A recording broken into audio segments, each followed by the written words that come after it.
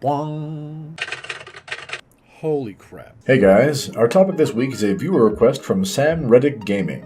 We'll be going over the two main factions from the Titanfall series, the Interstellar Manufacturing Corporation, or IMC, and the Frontier Militia. We'll go over their histories and how they've shaped the Titanfall world.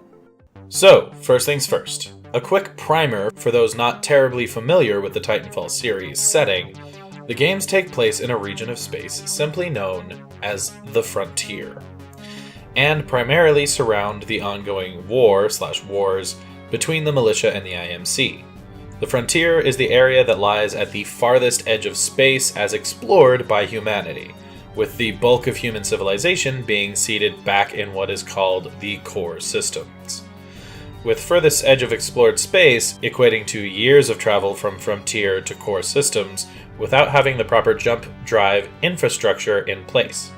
Students of history may already see where this is going and why conflict erupted in the first place. The first faction we're going to discuss is the IMC. By the start of the Titanfall games, the IMC is a massive intersystem corporation that is in the neighborhood of 200 years old. But, with a company life that long, as one may expect, the IMC has gone through some fairly drastic changes over its 2 centuries of existence. The Interstellar Manufacturing Corporation began its life back in the core systems as a much smaller company known as Hammond Robotics, founded by a seemingly brilliant scientist known simply as Dr. Hammond. In its early days, Hammond Robotics was a pioneering force for several fields of science and engineering, most notably in the fields of astronavigation techniques and technologies, as well as physical material sciences. Basically, they excelled at charting and navigating through space, as well as coming up with new techniques to forge stronger, better, lighter, and/or cheaper building materials for various purposes. In addition to their strictly scientific pursuits, Hammond Engineering's astronavigation techniques allowed them to corner the market on planetary survey technology, allowing them to create a healthy mapping database that they could both use and monetize, all while handling interplanetary resource extractions. These key strengths, along with being in the right place at the right time, allowed Hammond Engineering to experience explosive growth during their first 15 years of operation. The most iconic artifact in the Titanfall games is the Titan, an enormous mech suit piloted, in terms of the game, during combat. However, the Titan has numerous non-combat applications as well, from the obvious, like heavy lifting and construction titans, to firefighting variants and deep space salvage and reconnaissance varieties. During Hammond Engineering's first 15 years of operation, the core system's demands for Titan technologies, models, and assemblies skyrocketed, which meant that companies like Hammond Engineering, that had a great grasp and focus on resource acquisition and engineering practices, stood to make serious bank. As demand for Titan-related products and the supporting infrastructure that came with it grew and expanded along with human civilization, so too did Hammond Engineering's star rise. So it was over the course of 100 years, through a series of corporate acquisitions, mergers, rebrandings, and expansions, the once small Hammond Engineering grew into the massive commercial empire that was the Interstellar Manufacturing Corporation. By this point, the IMC had their fingers in all kinds of business markets, with numerous subsidiaries working on everything from AI to jump drive technology, Titans, ship manufacturing, and more. Indications appear to be that by this point, or shortly in the following years, the IMC would evolve into one of those dystopian horror companies that somehow managed to gain governmental control of at least part of the core systems, if not the entire region, with vague references being made to numerous wars and smaller skirmishes being fought by the IMC against foes unknown back in the core systems. After a number of these wars or overlong skirmishes were completed, the IMC turned its gaze outward and began to colonize the region that would come to be known as the Frontier, leading or at least aiding in the colonization charge through its implementation of the IMC Servicemen's Readjustment Act, also known as the GI Bill. And if you're familiar with the real-life GI Bills and similar legal plans, the very baseline tenets are fairly similar. The aim was to incentivize IMC war veterans to assist in colonization efforts for the frontier by providing bonuses in the form of free land given to the war veterans' hands, or comfortable loans for the opening of businesses, both planet-based and travel-based. In this way, the IMC seemingly played a pivotal role in seeding the frontier with human life. However, as news of newly discovered planets and systems became fewer and farther between, public interest in frontier colonization began to decline. And, resultantly, so did direct IMC support to new colonization efforts. Not long after this dip in public interest, a series of major resource-demanding conflicts erupted within the core systems, and the IMC once more turned its gaze inward to handle the battles, leaving those on the frontier to fend for and govern themselves for several decades, allowing a few generations of frontiersmen to flourish almost entirely untouched by the IMC or the core systems. So it was that decades after the IMC had essentially cut ties with the frontier and its then new inhabitants, when the conflicts back home had finally been sufficiently handled to allow the IMC to redirect their efforts, they took a look once more at the frontier. There they found, to their mild astonishment, that the original frontier colonists had thrived in the absence of core system influence, colonizing new worlds as yet either undiscovered, unterraformed, or simply uncolonized when last the IMC checked in. Not only that, but with its expansion and stability, it was found that resources throughout the region were plentiful. By comparison, humanity had done the worst possible version of sci-fi futuring by treating the rest of space just like Earth, and draining and polluting everything in their path. With resource demands in the core systems being high, particularly after a series of extended wars, the IMC saw plentiful opportunity in the frontier to make a profit, quickly moving into the heretofore ignored region of space and declaring eminent domain on basically everything, citing at the core of their arguments the fact that they had essentially been the key investors to colonization of the entire region, so everything was theirs to take by legal right. The IMC promptly began establishing manufacturing plants, trade hubs, and other installations throughout the frontier, often displacing the local populace with little to no apology or reparations. Which is how we come to the formation of the Frontier Militia, more often simply called the Militia. For several years, attempts at peaceful coexistence and more equally beneficial arrangements between the IMC and the population of the frontier was attempted, with little to no progress being made.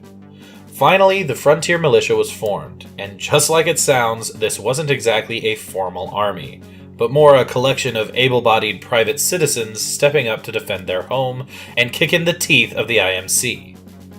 Working in loose coordination and broken up by regions, with forces defending one region of space being more or less organized than their neighbors, better or worse outfitted, having fewer or greater numbers, and etc., etc.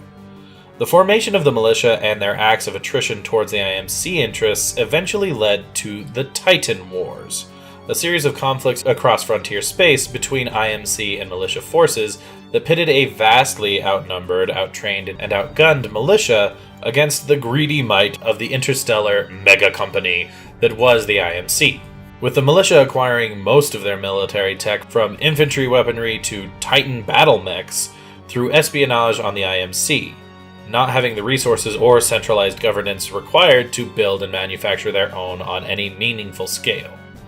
The Titan Wars took place roughly 15 years prior to the first Titanfall game, and presumably were either won by the IMC or were simply the height of the conflict up until the start of the game, as the Titan Wars' end is not explicitly described, but the war has been cited as ending before the events of Titanfall 1, though skirmishes between the IMC and the militia are ongoing when Titanfall 1 begins.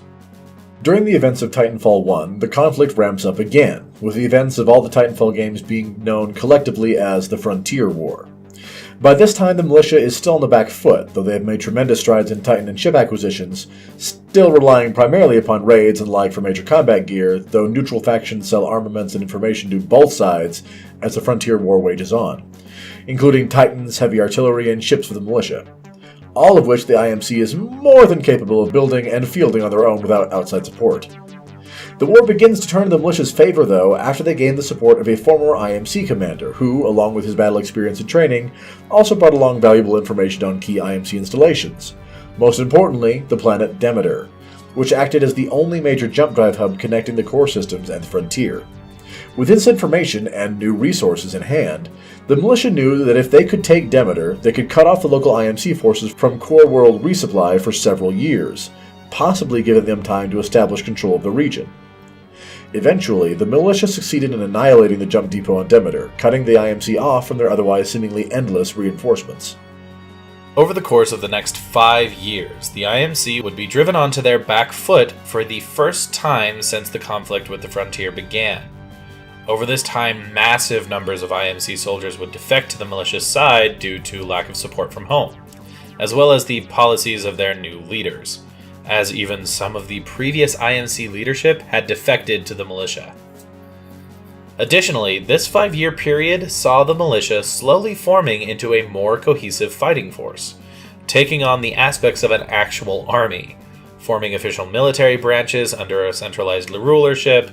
They even had the time and resources to begin manufacturing their own ships, titans, and weapons, truly growing to be a threat and a standing army capable of withstanding outside pressure. Again, for arguably the first time since the conflict with the IMC began. On the flip side, as the militia grew into a more cohesive force, the remaining IMC forces began to fracture and split, even as the different IMC factions still tried to maintain IMC dominance. Most notably, IMC military scientists unearthed and weaponized a buried alien WMD capable of destroying planets, which they tried and failed to utilize against the militia, ending in the destruction of the weapon and the planet on which it was based. Plus, while all of that was happening, the greatest portion of the remaining IMC forces were being run by an AI whose decisions were slowly leading to the alienation of previously neutral allies, the continuing defection of troops, and the loss of fairly large quantities of resources in its pursuit of goals seemingly known only to the AI itself. We couldn't find anything detailing its overarching plan, though we presume it plans to either guerrilla warfare the militia to death, or simply harry the militia until the IMC reinforcements finally arrive. And that's basically the story of the main factions from Titanfall, the IMC and the militia. A story full of several historical reenactments, each exemplifying the old saying that those who do not read history are doomed to repeat it. We hope you enjoyed this video. If you did, please leave us a like, and if you have ideas for videos you'd like to see us do in the future, do like Sam Reddick Gaming and let us know in the comments down below. And if you'd like to see more videos from us in the future, be they lore or let's play, go ahead and hit that subscribe button. In the meantime, this has been Two Men and a Mic, signing off. Hello, everyone. Taryn and I will be doing a live stream of Divinity Original Sin on Saturday, May 26th. That's this upcoming Saturday, from 2 to 5 p.m. Pacific Standard Time. We hope to see you all there. Hey guys, you can click the link in the left for our last lore video. You can click the link on the right for our last Let's Play. And right here in the middle, that orb, you can hit that to subscribe. Also, ring the bell if you want to be notified when we post a new video. This is Two Men and a Mic. Thanks for watching.